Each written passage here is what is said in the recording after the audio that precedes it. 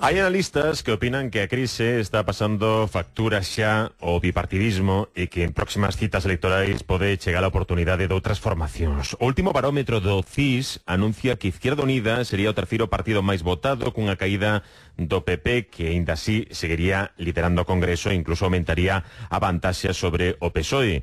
Unha primeira lectura fai pensar que parte do electorado do PSOE apostaría xa por un voto máis decididamente de esquerda, aínda que isto será mellor que lle preguntemos a Cayo Lara, coordinador federal de Izquierda Unida, que nos acompaña esta mañá no Galicia por diante. Cayo Lara, moi bons días. Bos días. E benvido á Radio Galega. Bien hallados. Bueno, sente vostede tamén que chegou o momento de Izquierda Unida, soa case a eslogan electoral.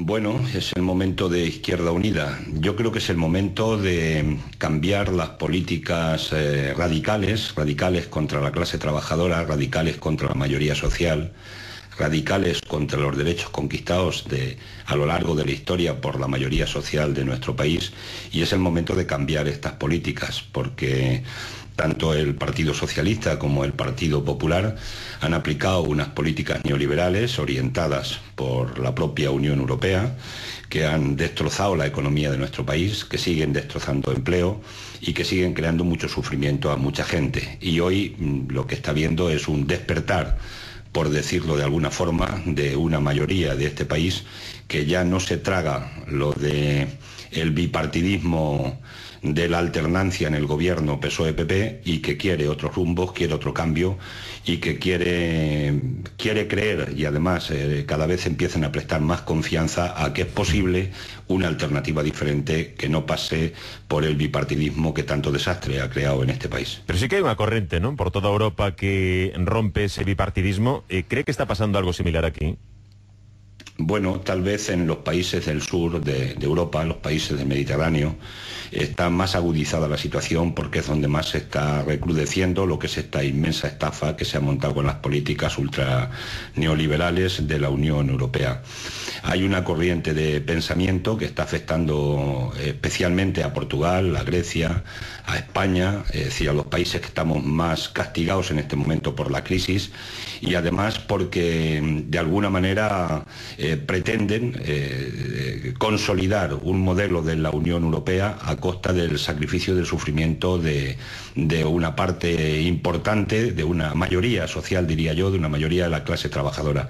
Hay un cambio de correlación del reparto de la riqueza en la Unión Europea. Nunca se ha conocido que el capital, y especialmente el capital financiero, haya acumulado tanto poder y tanta riqueza en detrimento de la mayoría social y de la mayoría de la clase trabajadora. Por tanto, está corriendo un aire de cambio en la Unión Europea, pero que ese aire de cambio está más agudizado efectivamente en los países donde más sufrimiento y más se está cebando este sistema contra los trabajadores y trabajadoras. Vou tirar de retranca, Cayo Lara. Como dicimos aquí en Galicia, o Comisario Europeo de Emprego fala e propón un contrato único para España. Supoño que será un contrato único a mellor, non? Todos fixos, indefinidos, con soldos magníficos e tal, non? Sí, como todo el mundo sabe, las políticas de la Unión Europea caminan a que vivamos más felices cada día, ¿no? Eso ya no lo discute nadie a estas alturas, ¿no? No, el objetivo que tienen, eso está ya teorizado, lo teorizaron hace muchos años. Yo invito a la gente que tenga interés y que no lo haya mirado todavía a que busquen el consenso de Washington, ¿no? En el consenso de Washington, que hace ya más de 2 décadas, que se inspiró en lo que se inspiraron las políticas de la Unión Europea, hablaba de una palabreja que es una palabreja maravillosa, que se llama flexibilización laboral, que es de regulaciones laborales, y en eso estamos. Y lo que están pretendiendo es que en la Unión Europea, en los países donde hemos estado alcanzando determinadas cotas de bienestar, en lo que hemos conocido como el estado de bienestar, y donde la influencia y la fortaleza del movimiento obrero y de la izquierda consiguió en ese reparto de la tarta pues una serie de conquistas que se convirtieron después en derechos laborales de los trabajadores y trabajadoras, ahora se los quieren cargar de un plumazo. Por eso hacen reformas laborales y por eso son insaciables, porque quieren dejar un mercado desregulado. Puede parecer una exageración, pero algunos sueñan con llevarnos a un tipo de mercado laboral tipo Bangladesh, ¿no? Y nosotros no debemos de consentirlo. La organización de los trabajadores y trabajadoras, los sindicatos, aunque tengan muchas críticas, hoy hay que potenciarlos más que nunca, porque la clase trabajadora se tiene que defender con los instrumentos que tiene a su alcance.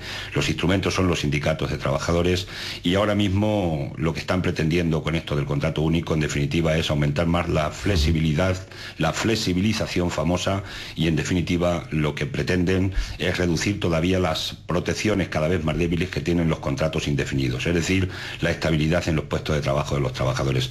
La gente tiene un derecho, y eso hemos defendido y seguiremos defendiendo, la gente tiene derecho a montar un proyecto de vida y a tener una cierta estabilidad en su futuro, y eso lo dan cuando hemos tenido unas relaciones laborales donde el trabajador sabía que se tenía que tener, y el empresario también, en las relaciones contractuales. Pero eso lo quieren desregular, quieren dejar todo el poder en manos del empresario, y que el trabajador sea una mercancía más que se utiliza cuando interesa y se tira después de utilizarla. Y en eso hay que oponernos, y en mi opinión lo del contrato único camina por esa dirección. Sí. Estamos hablando de relacións laborais, a fórmula do PP ante a crise, a austeridade, contención do déficit, paciencia tamén antes de que cheguen os prometidos resultados, pero cal é a receita concreta de Izquierda Unida? Se vostede é presidente do goberno, que faría vostede para combatir a crise e sobre todo para xerar emprego? Sí, en primer lugar una apreciación, ¿no? Es un sarcasmo pedirle a la gente paciencia, a la gente que sufre, ¿no? Probablemente a los grandes beneficiarios de esta estafa sí se les puede pedir paciencia porque pueden tenerla, pero la gente que está sufriendo cada día, la gente que echan de su casa, a los parados que están yendo ya desgraciadamente algunos a comedores públicos, a que les den en los centros de servicios sociales para pagar el recibo de la luz o el recibo del agua, cuando la gente ya le quiere robar la dignidad, y la dignidad completa a esa gente no se le puede pedir paciencia. Es una indecencia pedirle paciencia a esa gente. Y dicho eso, nosotros no estamos únicamente en la crítica. Yo creo que también una de las razones de por qué estamos ganando más confianza entre los ciudadanos y ciudadanas es porque estamos en la propuesta concreta alternativa. Ya se las hacíamos al gobierno de Rodríguez Zapatero desde que empezó la crisis, y ahora hemos vuelto a insistir a hacérselas al gobierno del Partido Popular.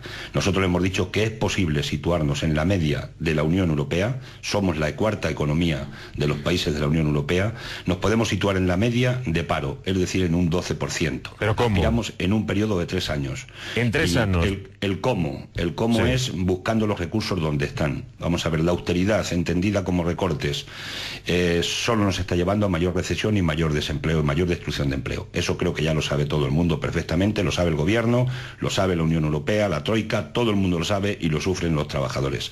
Y por tanto, ¿por qué decimos ir a las medias de la Unión Europea? En fraude fiscal estamos en el doble de la media de la Unión Europea. En presión fiscal, es decir, en los impuestos que pagamos en el país, estamos a 8 puntos por debajo de la media de la Unión Europea. Y en economía sumergida estamos también siendo uno de los países más altos de la Unión Europea. Y lo que estamos diciendo es que hay que equilibrar estas partidas, y hay que buscar los recursos ahí para tener recursos y poder aplicar políticas de empleo. Y hago un poco de pedagogía. El PP viene a decir, es que ustedes quieren subirle los impuestos a los ciudadanos, y no, nosotros lo que queremos es que paguen los impuestos los defraudadores. Las grandes empresas no están defraudando impuestos en España y haciendo evasiones fiscales.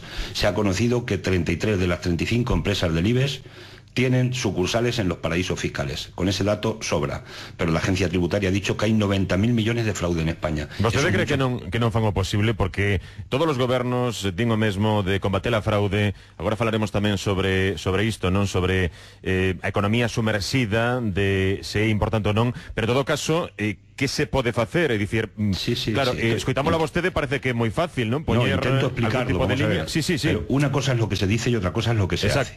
Y si las palabras no están acompañadas de los hechos, no sirven para nada. Quieren luchar contra el fraude, pero ¿cómo se lucha contra el fraude? Pues se lucha teniendo más inspectores en la agencia tributaria, que en España estamos por debajo de la media, con mucha diferencia de los miembros que dedican, las personas que dedican en otros países de la Unión Europea a luchar contra el fraude fiscal.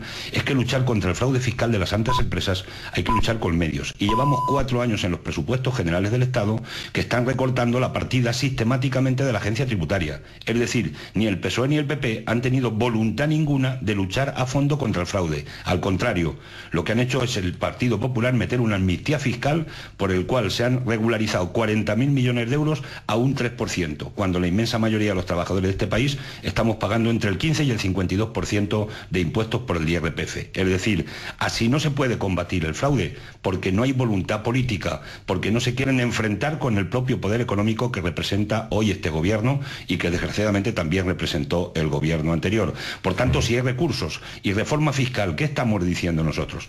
Pues nosotros no estamos diciendo que hay que subir el IVA, ni siquiera el IRPF. Lo que estamos diciendo es que el impuesto de sociedades, es decir, los beneficios de las empresas, tienen que tributar más en este país, porque están tributando una ridiculez. En la liquidación del presupuesto, y no quiero abrumar con datos, pero en la liquidación del presupuesto de este año, del presupuesto general del Estado, 8 de cada 10 euros se han pagado por el IRPF y por el IVA, es decir, por la mayoría de ciudadanos y las clases trabajadoras. Y solo 1 de cada 10 euros se ha pagado del impuesto de sociedades, es decir, de los beneficios de las empresas. Ahí es donde hay que poner el acento, y consiguiendo entrar y haciendo cumplir solo el artículo 31 de la Constitución española, que habla de progresividad en los impuestos, habría recursos suficientes para afrontar ese plan de empleo que le hemos presentado a Rajoy y que nosotros decimos que en un periodo de 3 años, con una inversión de 60.000 millones de euros, se puede reducir el paro al 12%, y además decimos dónde, cómo y de qué forma se tiene que crear empleo. ¿Cree, Cayo Lara, que digamos que se consiguen, ¿no?, esos cartos a través de limitar la fraude, de combater la fraude? ¿Cree que a pesar diso Europa vai permitir que se faga un desenvolvemento, un gasto social máis amplo cando dende Europa nos están dicindo que temos que apretar o cinto case ata a extenuación? Esa es la gran pregunta, yo diría, porque ahí en la respuesta está la alternativa. Es decir, es que de Europa somos ahora dependientes, porque tenemos 7 puntos de déficit, y Rajoy nos dice, mire usted, es que como nosotros tenemos que ir a por 70.000 millones cada año al mercado porque tenemos un déficit que gastamos más que ingresamos, pues resulta que dependemos de Europa y tenemos que hacer lo que ellos nos dicen. Pues bien, lo que nosotros estamos diciendo es que si luchamos contra el fraude y hacemos una reforma fiscal progresiva, conseguimos dotarnos de recursos suficientes para tener independencia económica de Europa, para poder tener independencia política. Y entonces podremos hablar de Europa de tú a los inversores, en lo que tiene que ver con la deuda y en lo que tiene que ver incluso con los intereses que estamos pagando, que son ilegítimos desde nuestro punto de vista. ¿Es siempre dentro de la Unión Europea? ¿Cómo? ¿Siempre dentro de la Unión Europea? Sí, nosotros estamos planteando porque queremos una Unión Europea diferente.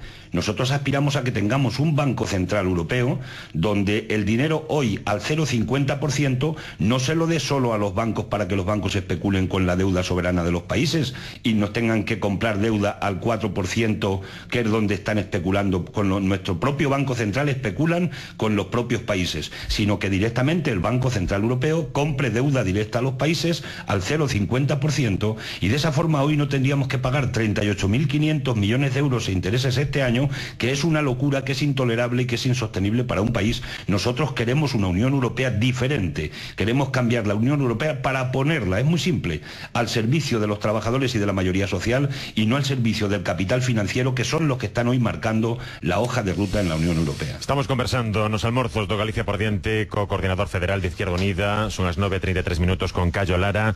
Bueno, señor Lara, vino a vostede abrazándose con Xosé Manuel Beiras. Que concepto ten de Beiras, que digamos unha bestia política, non, en Galicia histórica? Que significa para vostede Beiras? No, a mí la palabra bestia no me gusta. Me bueno, parece que es una persona con una... Si lo ha dicho en sentido cariñoso, pues te lo alabo, ¿no? Pero para mí es una persona entrañable. Le he conocido una vez en mi vida, había leído cosas suyas, no cabe duda, pero le he conocido personalmente y me parece que es una persona entrañable, una persona de sentimientos, de corazón, de mucha inteligencia, y además un galleguista comprometido con su historia, con sus raíces y con su pueblo, ¿no? Yo creo que el acuerdo que se ha llegado entre Izquierda Unida y entre ANOVA ha sido un acuerdo porque el nacionalismo, a partir del señor Beiras, ha entendido que el enemigo es tan fuerte, es tan poderoso, el poder del capital es tan gordo, que además traslada las fronteras y que lo tenemos concentrado en el núcleo duro de la Unión Europea, que hay que unirnos y hay que juntarnos para combatir ese poder tan impresionante. La reforma laboral que hizo el gobierno del Partido Popular, además nos castiga a todos independientemente de la lengua, de las raíces que tengamos, de nuestra identidad y de nuestra cultura. Nos castiga a la clase trabajadora y favorece en todo caso a los empresarios, repito, también independientemente de la lengua que puedan tener. Pero vamos, concluyendo, se ha entendido que era posible un acuerdo entre los federalistas que representamos en Izquierda Unida y los nacionalistas que representa el señor Beiras. Se ha entendido que era necesario en este momento concreto de la historia dar un paso más y llegar a juntarnos en un punto de encuentro donde, respetando las identidades de ambas formaciones políticas, nos hemos puesto de acuerdo en lo común, que es fundamentalmente combatir las políticas neoliberales de la Unión Europea y de los gobiernos del bipartidismo en España. Y en ese camino creo que vamos a seguir fortaleciendo datos, y además esa suma que hemos hecho ha multiplicado en Galicia, como todo el mundo sabe, porque ha habido una cantidad de gente que, sin formar parte del nacionalismo gallego y sin formar parte del federalismo español, por decirlo sencillamente, se ha sumado a ese acuerdo porque han entendido que el acuerdo es bueno para Galicia y es bueno para intentar de alguna manera llevar un poco de esperanza a la gente. En eso estamos, y yo espero que sean muchos años los que tengamos de caminar juntos en este, yo diría que en este acuerdo apasionante que se ha hecho en Galicia, ¿no? Pero cuando ve que Beira se sigue reuniendo co Bloque, con otros grupos nacionalistas como Compromiso, temen que ese pacto poida presentar fisuras? No es su derecho, somos gente racional, somos ciudadanos racionales. Cuando tomamos acuerdos porque estamos convencidos de que hay que tomar los acuerdos, y hombre, faltaría más que nos podamos reunir cada uno con quien nos dé la gana, en una democracia que además queremos que cada día sea más profunda, que sea más sincera, que sea más democracia del pueblo, más democracia de los ciudadanos, por tanto respeto absoluto a lo que sean las relaciones que se puedan mantener con cualquiera, ningún tipo de celos, por supuesto, porque además, yo repito, las convicciones profundas con las que hemos trabajado en el acuerdo en Galicia, mi opinión es que van a ser duraderas porque le interesa a la mayoría del pueblo gallego. Por lo tanto, non temen, señor Lara, que Beiras capitalice en exceso a actividade de Alternativa Galega de Esquerda, non?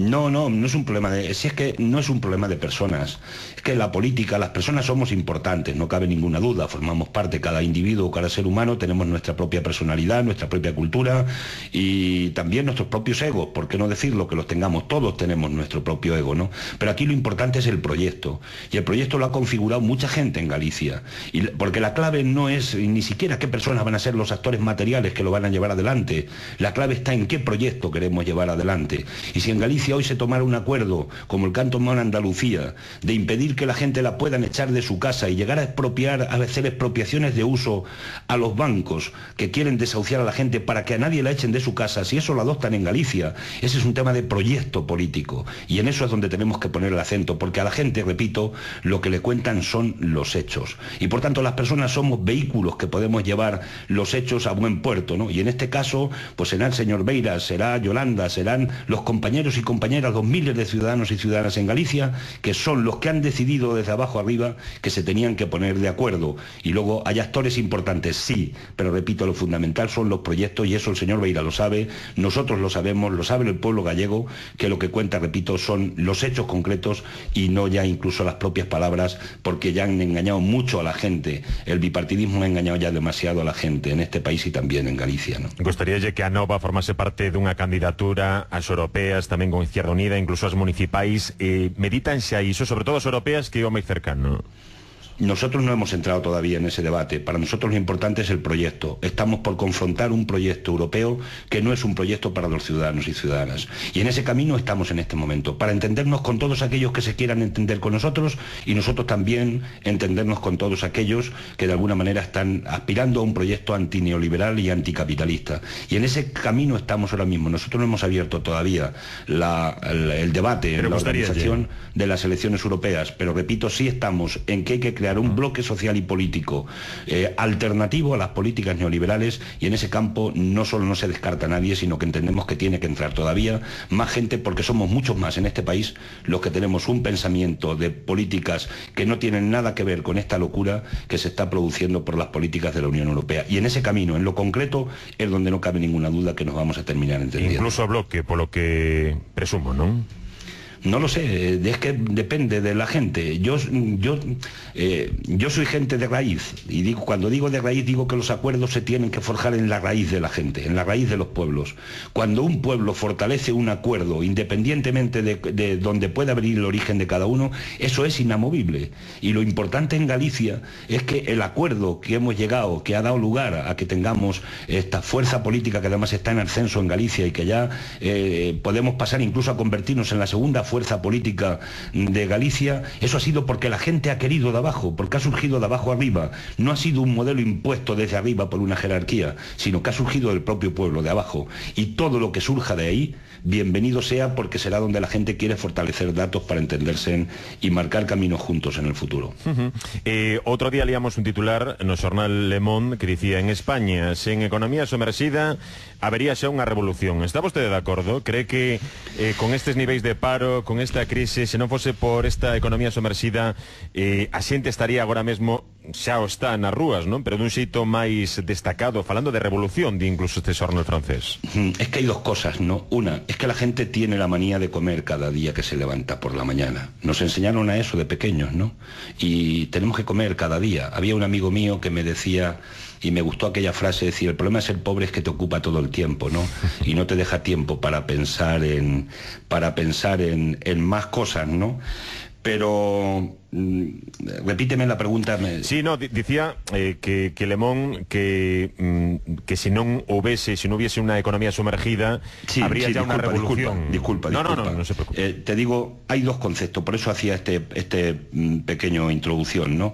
Es que cuando la gente tiene una ayuda pequeña, o cuando la gente no tiene nada, y yo creo que en este momento el gobierno del Partido Popular no quiere crear empleo, porque quiere tener un ejército de parados y además parados pobres sin cobrar ayuda para que se entreguen a trabajar por una miseria, es que la gente no tiene más remedio que meterse en la economía sumergida.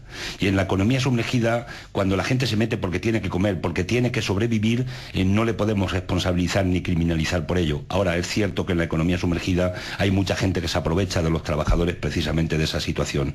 Y eso es lo que tenemos que acabar. Por eso en nuestro proyecto que hemos presentado de empleo al Parlamento, que le hemos presentado al gobierno de Rajoy, hablamos de la economía sumergida, de controlar la economía sumergida, pero a partir de blanquear el trabajo de la gente, de que la gente tenga un trabajo con un alta en la seguridad social, de que tenga unas prestaciones porque le van a permitir mañana tener una jubilación, le van a permitir tener una seguridad social, una sanidad pública. Eso es lo fundamental y lo esencial, y eso es lo que tenemos que combatir, pero no podemos combatirlo yendo al corazón de los pobres, a la gente que sobrevive y que está sobreviviendo en este momento. Y es más, yo sí estoy de acuerdo con usted cuando dice que si no hubiera sido por el colchón que está suponiendo también esa economía sumergida, ya hubiera habido estallidos sociales muy importantes en España. Pero eso no quiere decir que la tengamos que mantener, sino hay que resolverla, pero hay que resolverla en favor de los trabajadores, que son los primeros que están sufriendo la situación de la economía sumergida. Sé que falamos de protestas, unha cousa máis, señor Callo Lara. Mañá cúmprese o 15M, 2 anos do movimento 15M. O 15M, quen está detrás? A esquerda ou a dereita, como di Beatriz Talegón?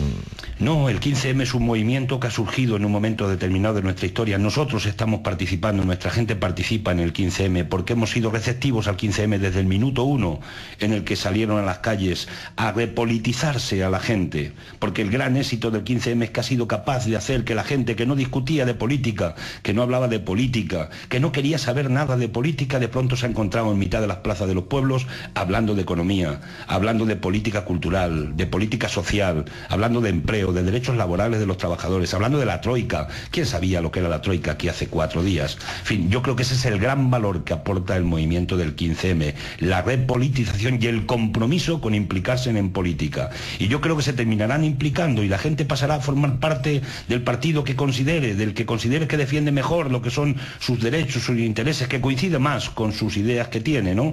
Pero el 15M ha traído un vigor muy importante a lo que es la movilización en una sociedad que además no debe estar compuesta ni mucho menos solo por partidos políticos, sino que el tejido social, el tejido asociativo, el tejido sindical, la organización de los ciudadanos y ciudadanas, eso es vital para una democracia, gobierne quien gobierne. Y nosotros vamos a seguir defendiendo, mientras nos quede aliento, que tienen que convivir y tiene que haber coexistencia entre los partidos políticos que estamos llamados en nuestro sistema a ser los que vayamos a instituciones y todo lo que tiene que ver con el tejido social reivindicativo, exigente, que tiene que seguir existiendo el tejido sindical para defender derechos de los trabajadores, y el 15M en lo que tiene que ver con esa repolitización de la gente, pues buen aniversario, el que tal celebramos el aniversario y esperamos que se siga repolitizando desde el punto de vista de que hacer que la gente se empodere y que la gente tome conciencia de que tienen que ser protagonistas activos de la historia y no protagonistas pasivos que van a votar cada 4 años. ¿Cuándo fará la próxima visita a Galicia, señor Lara?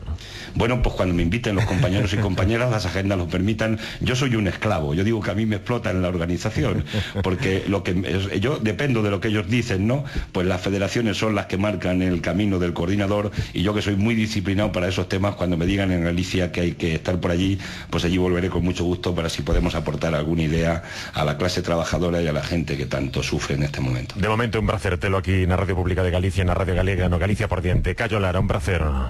Un placer haber estado con ustedes esta mañana. Muchas gracias.